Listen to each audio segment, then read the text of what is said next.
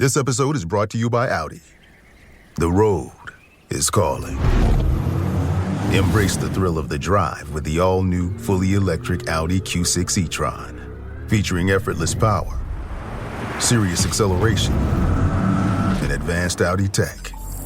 It's not just a new EV, it's a new way to experience driving. The all-new, fully electric Audi Q6 e-tron is here. The next chapter of Audi starts now.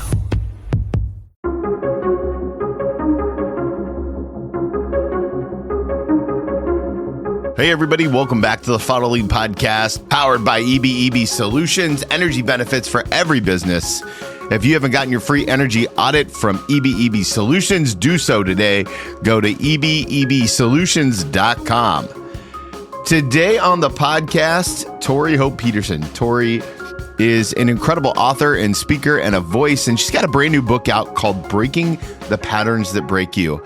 Friends, this conversation was fire. I absolutely loved it. We talked about foster parents. We talked about healing, not hurting. We talked about shallow maxims. Such a good dialogue. I think you're going to absolutely love her voice from a fellow Ohio native, Tori Hope Petersen.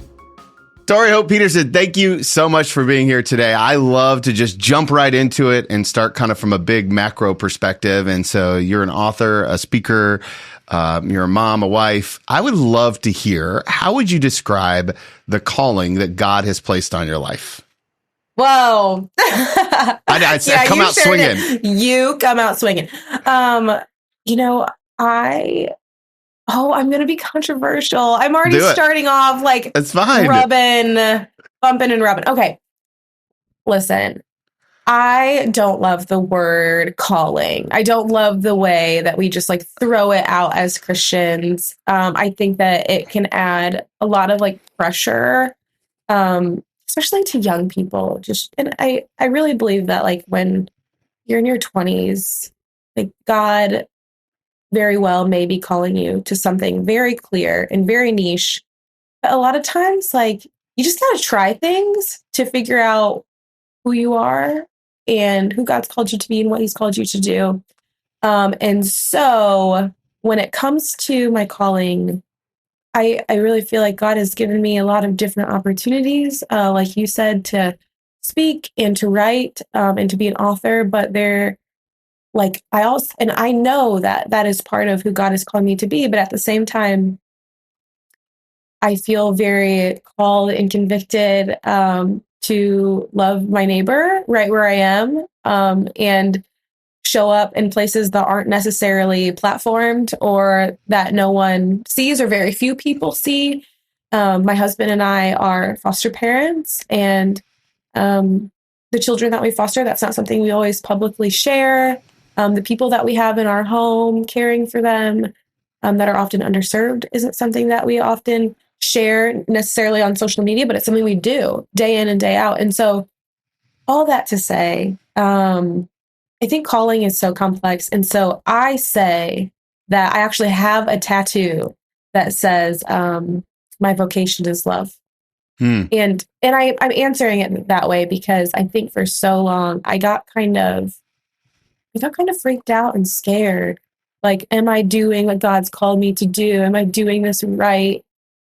And maybe I think I was pigeonholing myself. And when I gave myself the freedom to realize that like God's just called me to love right where I am with what I have.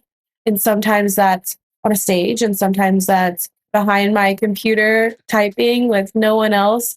And sometimes that's around my table with my neighbors. I think it just gave me the freedom to show up in many different spaces and places with the gifts that God has given me to serve God's people. Oh, what's beautiful about that is that it's an essence of being versus an essence of doing. And so I think that there are a lot of leaders who are listening who feel like they have to be doing something for God, or they have to be like it's very task oriented. How do you fight the temptation to be task oriented so that you can love clearly? Oh, well, I am very task oriented. I try not to be. And one of the ways that I I do that is I try to remind myself, like I have like phrases or scripts. I call them scripts. Yeah, we call them stickies in my house. Stickies. Yeah, you kind of have to like function from them. Like you remind yourself of them. And so one of those is just, my time is not my own. My time is God's. It does not belong to me. And so I love a good checklist. I like every day I like to accomplish things. I'm a very accomplish driven person. However, when someone shows up at my door, or when we get a call to take a child in or do respite for a foster family who's extremely overwhelmed, there are some things, oftentimes we have to drop the checklist for what we know God is moving us towards. And that I am like anyone else. I'm human. I am like, oh my gosh, I just want to get these other things done. Like if I just want to get my checklist done because it feels good. But to just remind myself, my time is not my own. It is God's. And of course, you have to do that when you're a mom, when you're a parent, when you're a dad. And I think that's another reason why calling is so conflicted for me as well. Why I've had some conflict with that term is because, people will say like, your calling is to be a mom, like period. And especially in Christian spaces. And if you do anything else, sometimes you can be looked at as bad, or one calling can be maybe looked at as less than the other. But we're called to be witnesses of God's love in our lives. We're called to be disciples, and we're called to love our neighbor. And sometimes, like, I just think when we get so wrapped up in like, this is my one calling, we lose out on everything that God has for us. All right, so let me ask you this, because we're internet friends now. How would you ask that first question that I asked in a way that would be more open to a general response? So the question I asked was, how would you describe the calling that God has placed on your life? And I've done a lot of podcasts, and I loved your response. What word would you use instead of calling? Help me be better. No, I think it's fine. And I'm not saying that I was bad. I'm just saying, like, what's another way to say it in a way that gets to that answer for more people? Yeah. Well, no, and I don't think that your question is bad. I just answer it the way I do because I want to give people freedom to explore their calling, and I want to give people freedom to understand their calling as more than like niche, more than a word or a phrase. I don't think you asked it wrong. I just think sometimes as Christians we perceive there's it. a lot of baggage on the word. In a way, isn't there it? There is. Like I feel like there can be, especially for women. I'm just already being controversial. It's fine. Especially for women, is we are told like your calling is to be a wife and a mom. Absolutely. I love being a wife and a mom, and it is a part of my calling. But God has also called many of us women to other things as well. And so I don't think it's that you asked it wrong. I just answer it the way I do because I want to give everyone the freedom to see their calling as God sees it. And I think not as the world sees it, or not as like these Christian bubbles kind of push us into something that maybe is not the most glorifying to God. There's a chapter about this I have a whole chapter about this in my book. I actually thought you were asking. Another thing is I thought you were asking because I thought you were like wanting to get the answer from my book because I wrote about it. Well, so the whole book is about this essence of lies, right? Like, and I was kind of working my way there, but I asked the same question for every podcast, right? Like I do an anchor question at the front and I do an anchor question in the back, and that's kind of the deal. And every once in a while, I will bump up against the baggage from the word calling. And you described it so beautifully. And I thought to myself, man, I wonder if there's another way to say it that would be more inclusive or complete. So that's a me issue. That's not a you issue necessarily. No, but like, I don't even think it's a you issue. I was just thinking, like, there's got to be like, how would you describe what God is doing in this season of your life? That maybe that's a better, more easier, softer way. Like, I don't like the word does have baggage. Where did these lies come from? Like, I get it that it's like, and this is the essence of the book, right? It's breaking dysfunction, it's breaking kind of these cyclical kind of nature beliefs. And one of the things that came to me was like, it's cultural theology that we're kind of breaking through. Yes. So I don't know, where does all this stuff, where's it born out of? Oh, that's a good question. Where is this stuff born out of?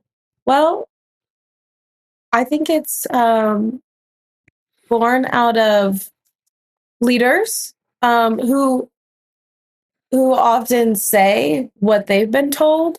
I don't know if I know the exact origins, but what I think of right away is I had a friend in college, and when I initially met her, her name was Alexa, and I just thought she was like perfect in every single way. But then found out that her dad was actually an alcoholic. And so we connected, right? Because we both had like these broken homes and these broken backgrounds, and we started to be really close. And then her dad tried to actually detox on his own. Wow. And he passed away through his detox. And so when I was in college, my job was to watch the weight room. It wasn't a real job. I just did homework, but I was paid for it. So I was doing my job. I was an athlete in college. That was all the athletes' jobs, to watch the weight room. Sure. I was watching the weight room, and she comes out of her classroom. There were classrooms like around the weight room where it was. And she comes out of her classroom, and she just falls into my arms, and she starts bawling. I knew that her dad had passed away. And I looked at her, and she was telling me, like, this is just so painful. I don't know if I'm going to be able to get through this. It's so hard. And I looked at her and I said, Alexa, you just need to trust God. And I think back to that moment, and I'm still like, oh, I wish I wouldn't have said that.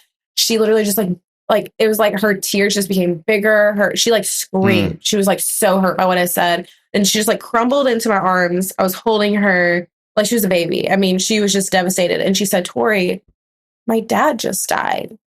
And I was like, oh, yeah, he did. Like, and I didn't say anything else because I realized I didn't know what to say. But I realized I said that because that's what had been said to me when things were hard. You know, I grew up in the foster care system. I have so much trauma, and there was so much baggage that we can call it baggage or hurt or pain, whatever, that I brought into the church.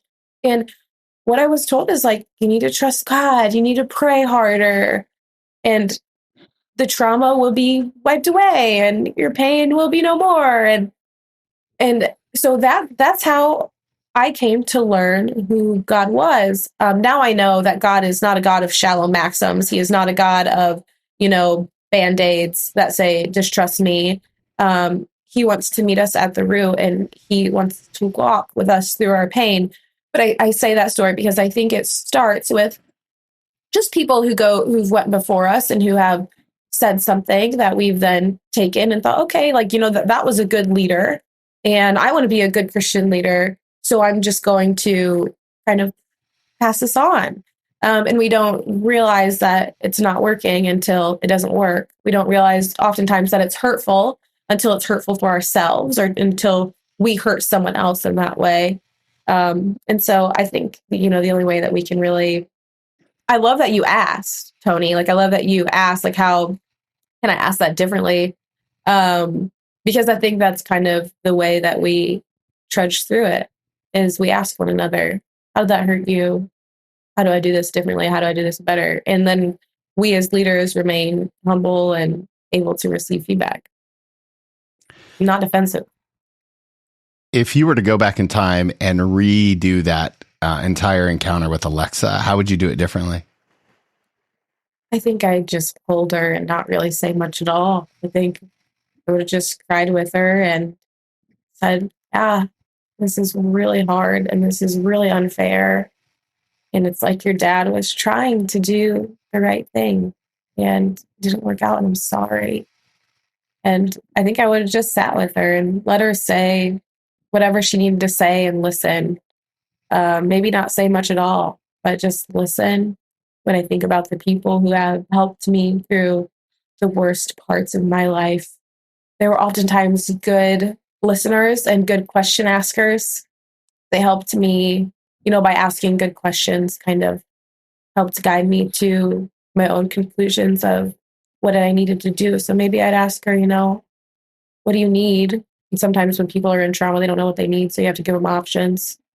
Or, can I walk you back to your dorm? Because she was like falling in front of everybody, and so I think just giving her what she needs, walking with her and not trying to fix it. Sometimes that's what we need, because her dad passing, the pain of that will never necessarily be buttoned up and fixed by a human, Yeah. in the way that we think it can.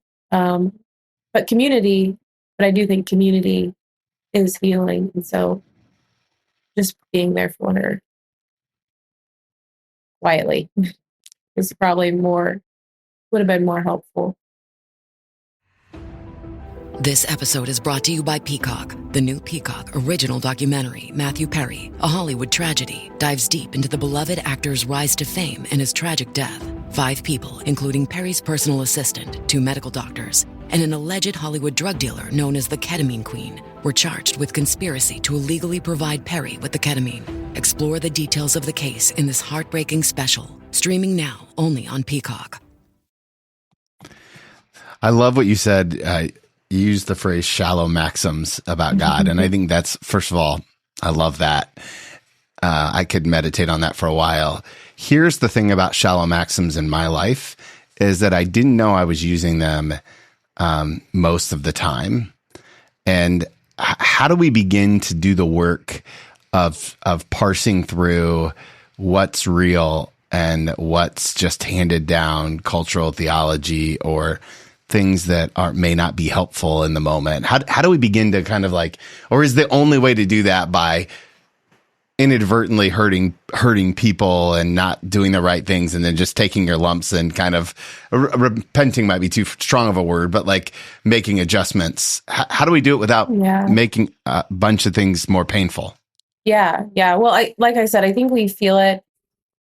It's especially easy to recognize when we feel it in our own pain.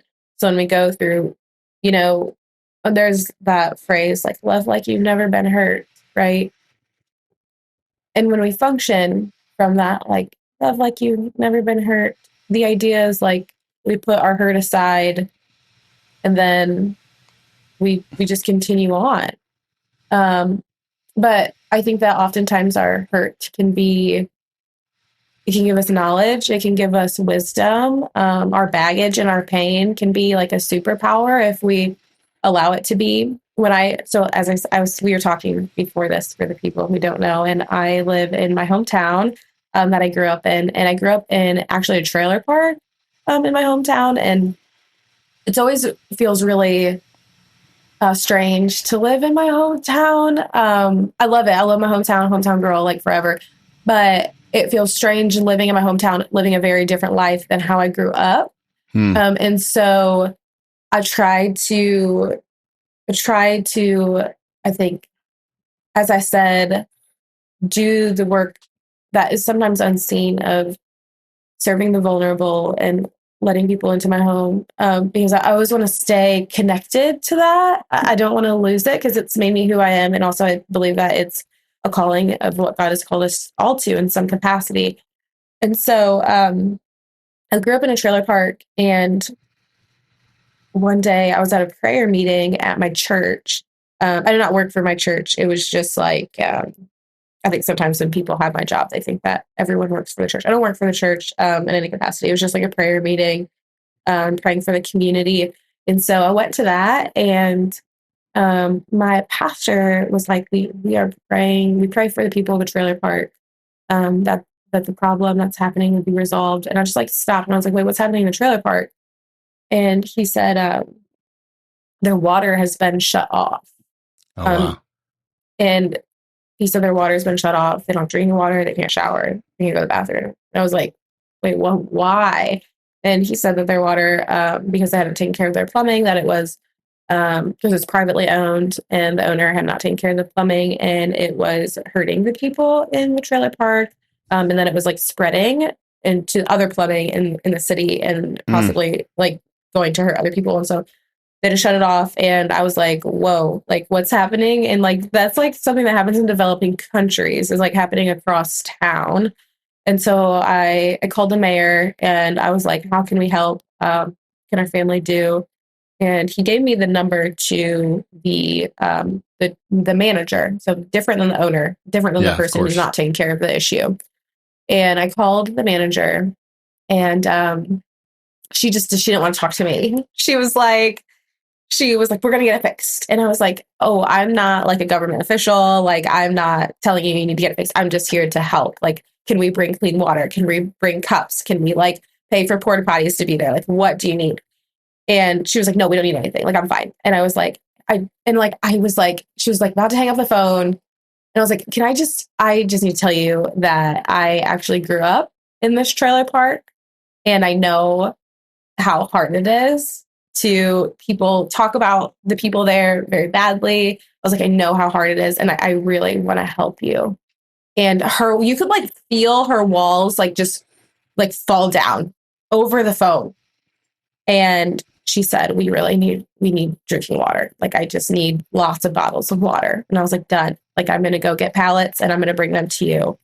And it's just such a testimony of how our pain can be used as a superpower if we let it, how our past and the things that we've went through and our hurt can help other people for good. And so I say all this because I think how we learn is we don't push down, right? Like the pain, we don't push down feelings. I know another like maxim in the church right now is like, feelings aren't facts.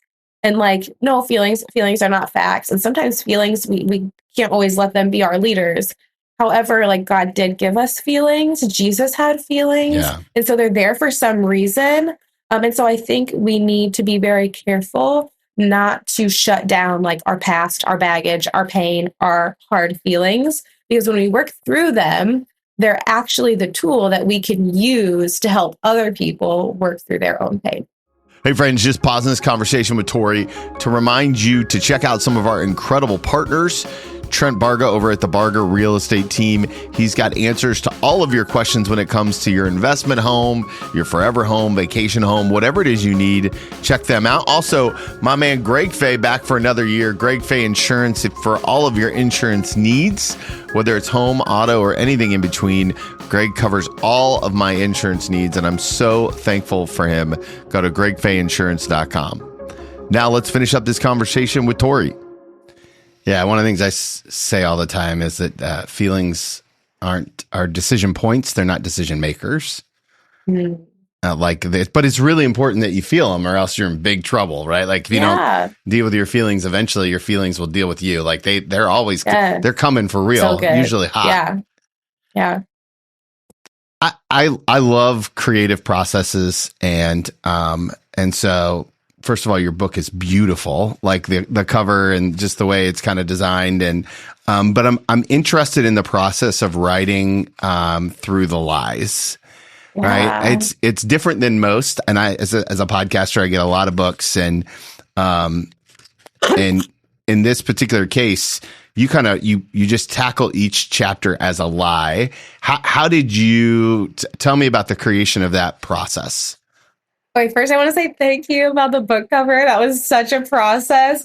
I came up with the concept. It's supposed to be kintsugi art, and for anyone it's that that's my lights room. Yes, yeah. So like it's the tell everybody what kintsugi art is. So kintsugi art is Japanese, I believe, form of art, and the idea is like when a bowl or when something precious like breaks.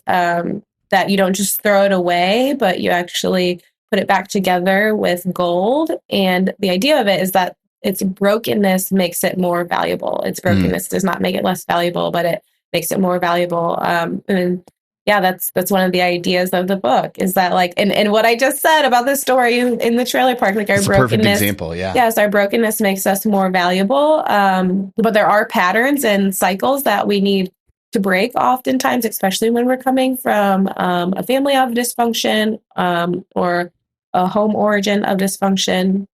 And so there are patterns within those broken pieces on the book. And it took us a long time to get that concept. So thank you. I also love the cover. in the creative process for the lies, like those are just the lies of the chapter are literally the lies that, I mean, have just swirled around in my mind. Some background on me for people who are listening and don't know. I grew up in the foster care system. Before that, I lived with my biological mother, who was a single mom, and she had a lot of trauma and pain passed down to her. And I truly believe my mom did the absolute best with what she had. Like, my mom loved me, and there's nothing more than what my mom wanted me to be successful. She wanted me to be an educated woman. She told me that from a very young age. And she always, she did her best, but she had so much trauma and pain. So I eventually went into the foster care system, aged out, moved throughout 12 different homes. And so those lies really come from abandonment. They come from just broken relationships. They come from lies spoken over me. They come from patterns that were passed down to me generationally. And what I haven't noticed in myself is, right, in other people, we have these generational patterns, and then they are, and we're like, I want to do something. I was like, I want something different for my own family, and I'm going to do whatever I have to do that. But then I was like, I actually don't know how. I have anybody teach me. And so, yeah, maybe I was like doing something different, but it was like those generational patterns, they bled into kind of thought patterns, which are the lies. And then those thought patterns become behavioral patterns that maybe don't look the same exact way as when you grew up, but they're just like a different variation of numbing, of dysfunction, of pain. And so the lies, the creative process of that was simply, those are truly the lies that have swirled around in my head and that I have had to battle and combat for as long as I can remember, really, from being a teenager. I love when leaders are vulnerable, and I think that leading from that kind of authentic place is so crucial. And yet I also acknowledge that in my past, at least, I have been one of those people that tend to be an oversharer, right? Like, too soon, like, hey, Tony, too soon. Just keep that to yourself a little while longer. And so there's a lot of leaders who are listening who are communicators and they're leading groups of people. Give us your best wisdom on when is the right time to share wounds and pain, and when are you not ready? So complex. I have heard, don't share until it's a testimony. Don't share until God brings you the other side. And then I have heard, you have to share when you're in the midst of it, because that's how you have people. You're going to walk alongside people that way. And that's how you're going to get through it. And that's how you're going to help other people get through what they're going through. And so I really do believe that it is like case by case basis. But here, what I function from. Yeah, I love it. Is what I say is I want to share from a place of healing, not from a place of hurting. If we share from a place of hurting, we're going to hurt others. If we share from a place of healing, we're going to heal others. And so maybe you're not at the other end of the testimony. Maybe you have not come to this place of victory or complete healing, but you are in the process of healing. So if I would have shared, and I will say, actually, I have shared my story during times when I had not forgiven my mom and when I didn't understand the full scope of what my mom had been through. And I think that probably hurt some people who maybe grew up like my mom or who have been in the position of my mom. But when I have understood like the full scope of what my mom has went through and understood that she's like really tried her best and went through my own healing journey, I can share my story. And I think it gives grace and understanding to people in my mom's position. And so I think that's just a very practical example of how sharing can hurt people, how sharing can heal people. And my mom has always given me permission to share our story. She's never really given me any boundaries or constraints. So it's not necessarily, when you have that, it's not necessarily hurting the person that you're sharing about, but it can still hurt people like them. That's a good word. One of the things that you do in the introduction is you talk about buying your home there in Ohio, the great state of Ohio, by the way. So we're both Ohioans. OH. Let's go. Let's go. I was going to, anyway, let's keep going. This is much more important than Ohio State football, but imagine what's possible when learning doesn't get in the way of life. At Capella University, our game-changing FlexPath learning format lets you set your own deadlines so you can learn at a time and pace that works for you.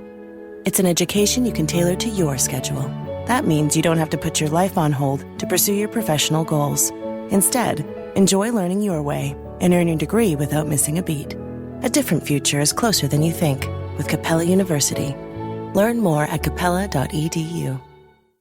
So in the introduction, you talk about buying the home that you bought. You kind of come back to Ohio, you buy this home, and about creating a safe place. I'm wondering, can you share that story? I thought it was a beautiful introduction to the work that you kind of call us to and the importance of having a safe place.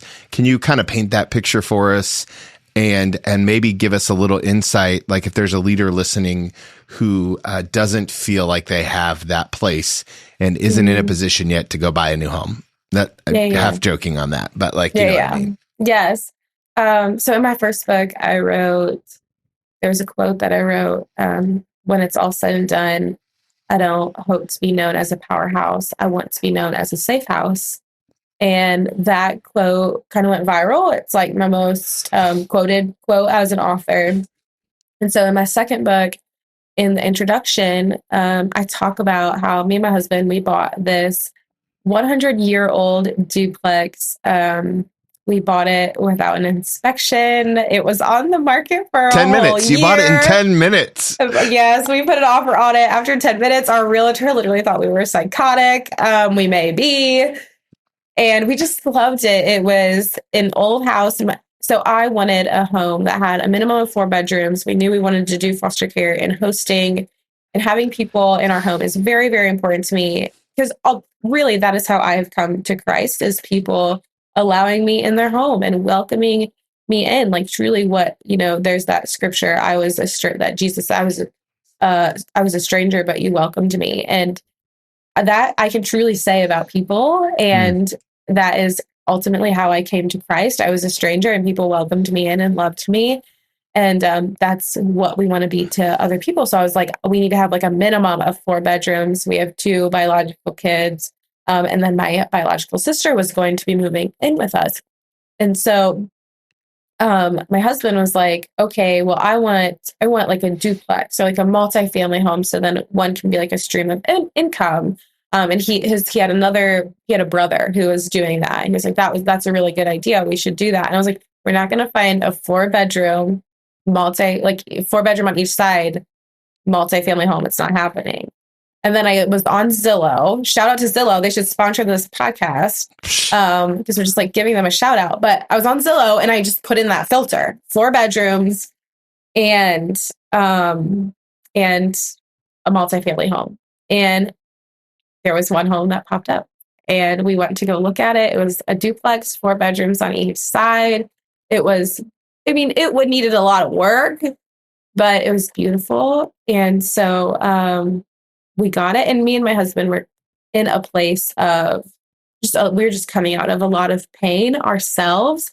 And so I think we were running away from the pain. And then we were running into this new place. And we're like, this is going to be our safe place. And we're going to make this a safe house for ourselves and for other people. And I use this analogy in the book because the idea is that when we break these dysfunctional patterns or these hurtful patterns, whether it's hurtful to us or whether it's hurtful to others, that we become a safe house for ourselves. We become a safe house for other people. And ultimately, that it's an idea of like God is our ultimate safe house. And so when we can break these dysfunctional patterns down and find freedom in Him, we find that like God is leading us home to Himself.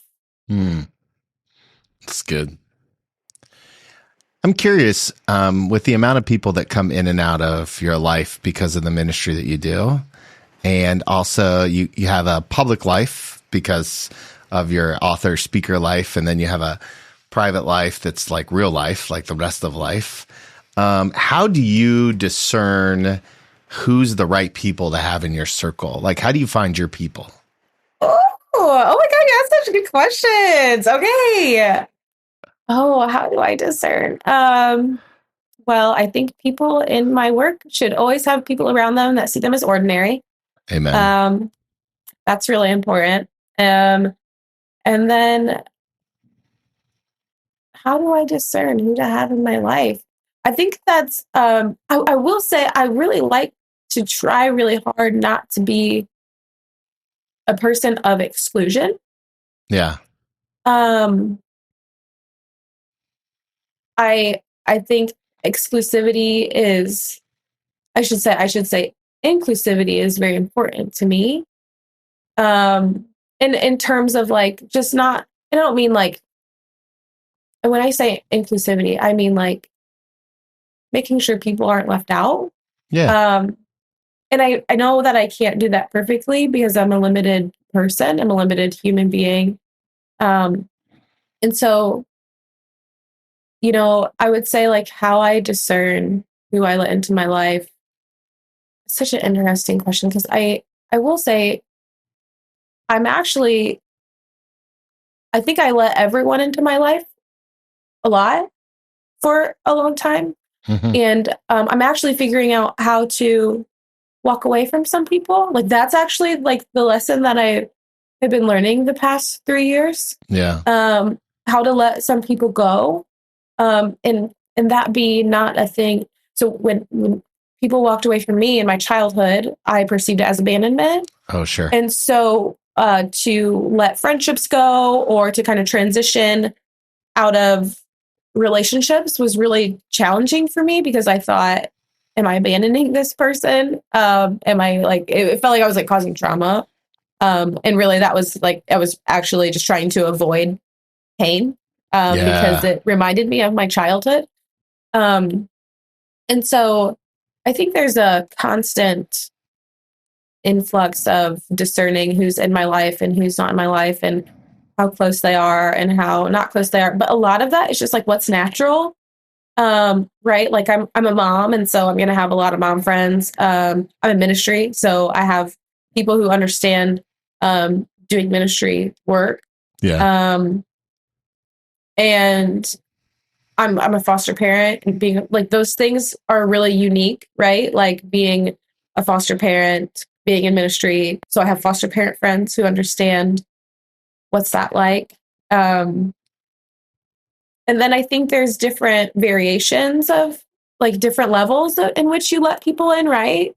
So maybe I would say I'm a pretty inclusive person, but not everyone knows like the depths of like Tori. So that would probably be like my family, my adoptive family. Eventually, for people who don't know my story, I eventually was adopted by my track coach. And then I have a mother figure who just lives down the street from me. And I visit her almost every night. She's my best friend.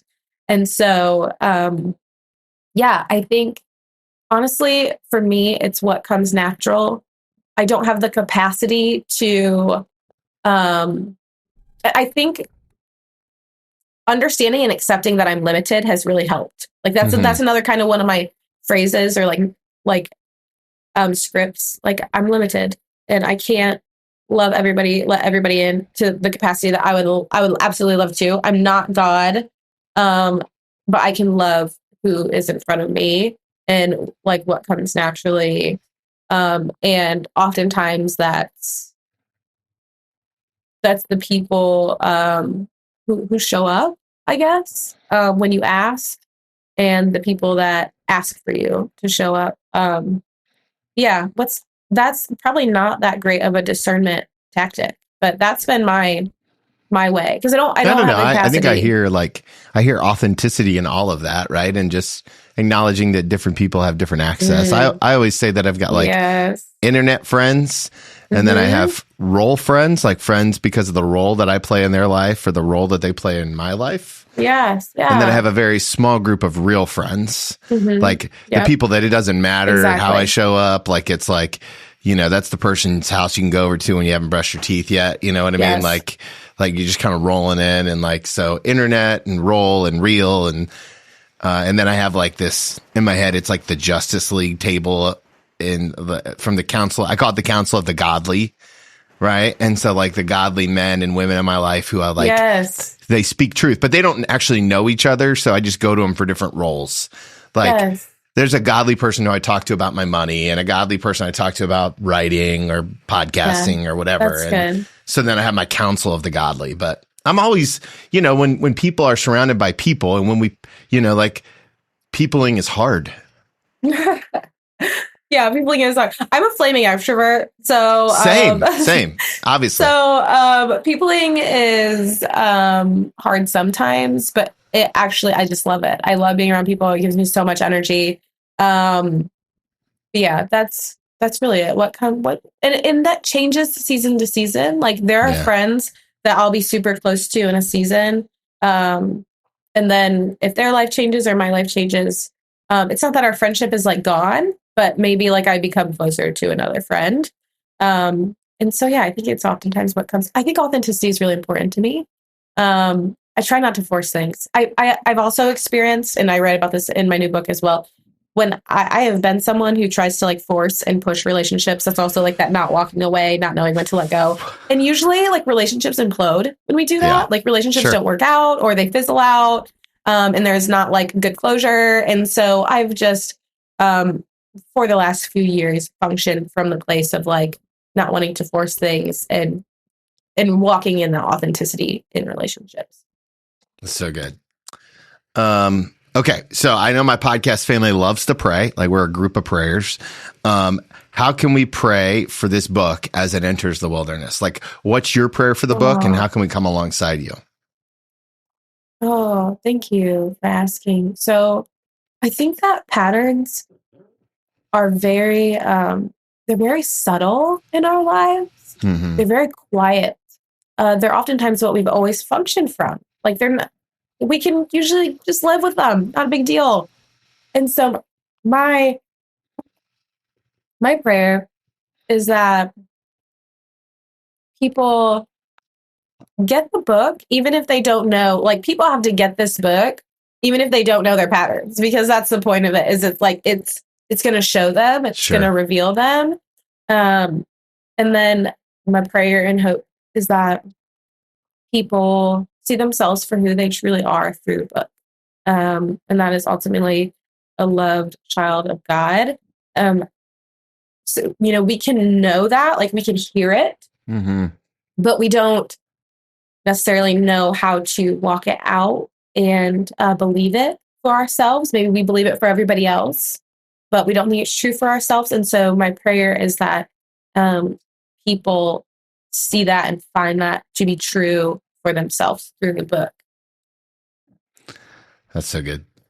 Okay, I have one more question for you, but before I ask it, I know that the podcast fam is going to want to connect with you all over the interwebs. Where is the best place to learn all things Tori? I'm most active currently on Instagram. I'll have a TikTok and Facebook too, if you're on that. I'm most active on Instagram, and my handle is Tori Hope Peterson, just my name. And Peterson is S-E-N, not S-O-N. That's important. And we'll link to that in the show notes, of course. We'll put all that in there. So, okay, last question I love to ask people. It's an advice question. I'm going to invite you to go back in time and give yourself one piece of advice, except I get to name the season of life that you're in. Okay. And I want to take you back to the morning of your wedding day. The morning of your wedding day. So there you are. It's a beautiful morning. Love is on the horizon. And if you could go back in time and talk to that younger version of yourself and sit knee to knee with her, hold her hands and look her deeply in the eyes, what's the one piece of advice you're going to give her on the journey she's about to go on?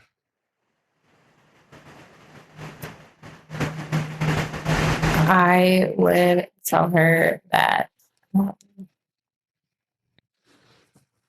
God has given her a very different story than the people that are about to surround her. But that does not make her less than. It does not make her faith less valuable. And I would tell her to keep hold of her childlike faith, that it doesn't have to, her faith and her relationship with God doesn't have to look like the smartest theologians or the best Christian speakers and authors. Her relationship with God is unique to her.